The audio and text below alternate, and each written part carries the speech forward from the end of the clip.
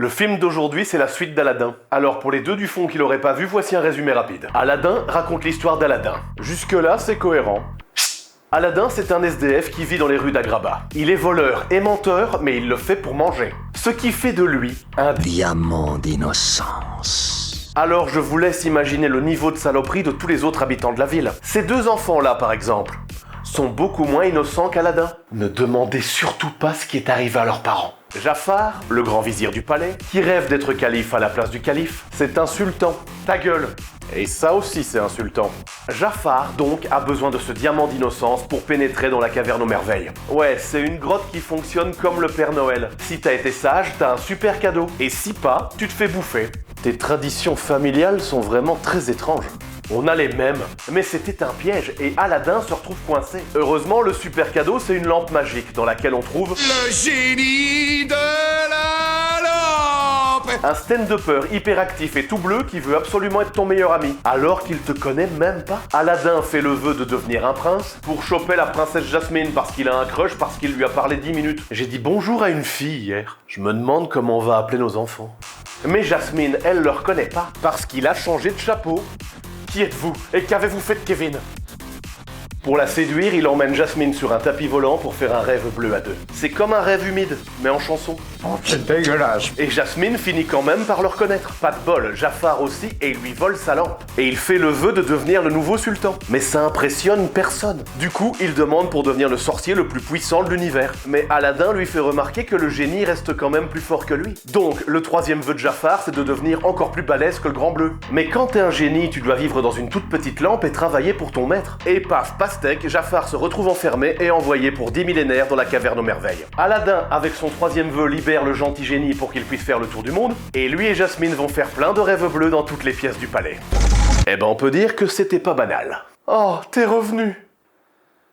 On peut même dire que c'était un chef-d'œuvre, mais beaucoup moins que le 2. Le retour de Jafar raconte l'histoire d'Aladin. Non. De Jafar alors? Non plus. C'est l'histoire de Yago, le perroquet de Jafar. Bah oui, c'est le seul personnage qui a un arc narratif complet. C'est pas de ma faute. Yago s'évade de la caverne et jette la lampe dans un puits. Et pour les 5 personnes dans le monde qui se sont dit en sortant du premier film... Ouais, c'était pas mal. Mais c'est dommage que le perroquet ait pas chanté. Ce film est fait pour vous. Alors à partir d'aujourd'hui, je vous le dis, je prends soin de ma vie. Cette voix, c'est du miel pour les oreilles. Bah, t'étais pas allergique au miel, toi? Si, justement. Dès son retour à Agrabah, on sent tout de suite qu'on a changé de régime politique. Dans le premier film, quand Jasmine croque dans une pomme, on menace de lui couper la main. Dans celui-ci, alors que Yago fout un bordel pas possible dans le marché, on lui dit seulement ça. Et si tu reviens un jour nous voler, on te transformera en hamburger pour les chacals. Les gens sont apaisés. On découvre alors qu'Aladin est toujours un voleur, mais il le fait pour partager, alors c'est cool. Et bien qu'il vive au palais, il s'habille toujours comme un punk à chien. Enfin, un punk à singe en l'occurrence. Et c'est toujours un menteur compulsif.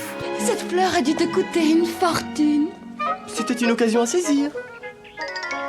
Un tout petit mensonge, ça fait jamais de mal. Quand la morale de ton premier film dit que mentir c'est mal, ça veut juste dire que ton personnage n'a rien compris. Vous pensez qu'après Charlie et la chocolaterie, Augustus Gloop il a encore touché à des sucreries? Je ne crois pas. Suite à un enchaînement assez improbable, Yago sauve la vie d'Aladin, et celui-ci, pour le remercier, l'enferme dans une cage. Et préfère mentir à Jasmine plutôt que de lui annoncer le retour du volatile. Il est tellement adorable, notre joyau d'innocence. C'est le moment que choisit le génie pour débarquer. Mais non! Mais hasard de dingue! Et il leur annonce qu'il a déjà fait le tour de la Terre, car en fait, notre monde est tout petit. Rassurez-vous, je ne vous mettrai pas la chanson en tête. Merci, c'est bien aimable. Et le génie leur raconte ses vacances dans une chanson tellement bourrée de clichés que même Michel Leb a dû se dire « J'aurais pu en faire plus. » Tellement, tellement plus. Non loin de là, la lampe de Jafar est repêchée par un brigand. Jafar est libéré, délivré, et il est prêt à assouvir sa vengeance. Mais comme c'est un génie, il a quelques obligations contractuelles. Il doit exaucer les vœux de son nouveau maître. Sauf que Jafar, il agit comme dans le film d'horreur Wishmaster. Et t'as intérêt à bien formuler ton vœu. Je sais. Je veux voir l'épave du Titanic. Vos désirs sont des ordres. Épilogue tragique dans l'affaire du sous-marin disparu dans l'Atlantique Nord. Retournons au palais où ils ont organisé une grande soirée brocoli. Non mais c'est quoi ce truc? Ok, je démissionne. Quoi? Tu veux que je t'en colle une? Le sultan propose à Aladdin de devenir le nouveau grand vizir. Tu es voleur et menteur, tu as donc tous les prérequis pour te lancer en politique. Mais Iago s'échappe et arrive comme un cheveu dans la soupe. Et c'est Aladdin qui va prendre sa défense. Je suis sûr qu'au fond, Iago n'est pas si méchant que ça. J'en suis certain. Oui, enfin, c'est ce que je crois. Avec des avocats comme lui, fini les prisons surpeuplées. Maître McFadden, votre client est accusé de meurtre, de cannibalisme et de nécrophilie. C'est vrai, mais il est super sympa. Acquitté. Mais Jasmine, elle va pas le prendre super bien. Toujours des secrets, des mensonges. Aladdin, moi qui croyais que tu avais changé. Je suis comédienne. Ah. Pour aider son nouveau pote, Iago va faire ce qu'on ferait tous si on était dans un Disney. Chanter une chanson. Oublie ce séducteur. Oublie ce sale menteur qui a trompé ton cœur. Oublie tous ces sourires. Oublie ces bras où tu adorais te blottir. Avec un... Et le pire, c'est que ça marche. Je te demande pardon, Jasmine. Moteur? Quel genre de film le génie espérait tourner? Un chef-d'œuvre, assurément. Frotte sa loupiote, c'est lui qui pilote. C'est pas banal, c'est vrai, mais on n'a pas le temps. Jafar retrouve Iago et le force à piéger Aladdin et le sultan dans un pique-nique en Grèce antique. Jafar agresse le génie en chanson, avec des paroles d'une complexité rare et un très étrange hommage à Psychose. Zabakabadabra! Grand-mère t'attrapera! D'accord, ce film est un chef-d'œuvre, mais tout de même.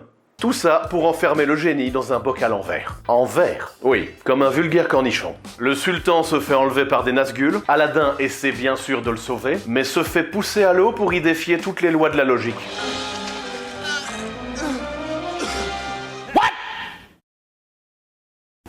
Et Jafar utilise ses pouvoirs pour le sauver au dernier moment. Mais pourquoi il a fait ça? J'ai l'intention d'attendre que l'heure soit venue de le détruire. Ça n'a aucun sens, autant le laisser s'écraser. Oui, mais le film aurait été beaucoup plus court. Et ce serait vraiment grave? Aladdin rentre à pied au palais et se fait arrêter pour le meurtre du sultan. Quoi? Mais d'où ça sort, ça, maintenant? J'ai trouvé cette coiffe dans ta chambre. C'était le turban de mon père. Il mourra à l'aube. Elle retrouve un vieux chapeau dégueulasse et elle l'accuse. Évidemment, c'est Jafar qui s'est déguisé. Et à partir de maintenant, cette image va hanter tous vos cauchemars. Aladdin est sur le point de se faire guillotiner, et Iago s'aperçoit que quand tu ne peux pas ouvrir un bocal de cornichons, il te suffit de l'éclater sur le sol. Le génie sauve tout le monde et Jafar est à bout. Enfin, je veux dire qu'il en peut plus, quoi. Je veux pas dire par là qu'il s'est transformé en petit singe. Je sais pas si je suis clair. Bref, Jafar voit tout rouge et il fait apparaître un volcan dans le jardin. Iago fonce sur la lampe pour la détruire, se prend un mauvais coup, mais juste avant de mourir, il nous fait une Frodon saké.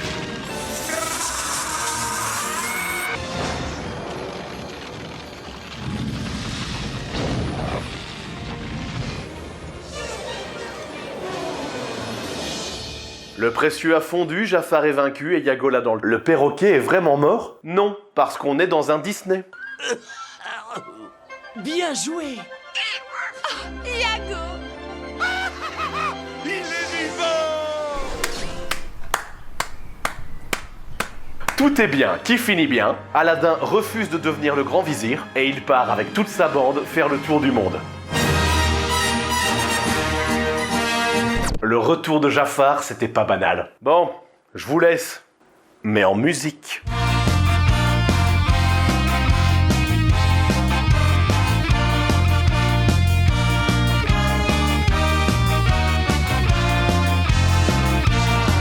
T'avais dit que tu nous mettrais pas la chanson dans la tête. Tu vois que c'est mal de mentir. Vous êtes toujours là? Merci d'avoir regardé ce dernier épisode. Et si ça t'a plu, tu écris pastèque en commentaire. Et si c'est pas encore fait, hésite pas à t'abonner. Le bouton est juste là, théoriquement. Soyez sages et ne mangez pas trop gras. Il serait peut-être temps que je fasse mon troisième vœu.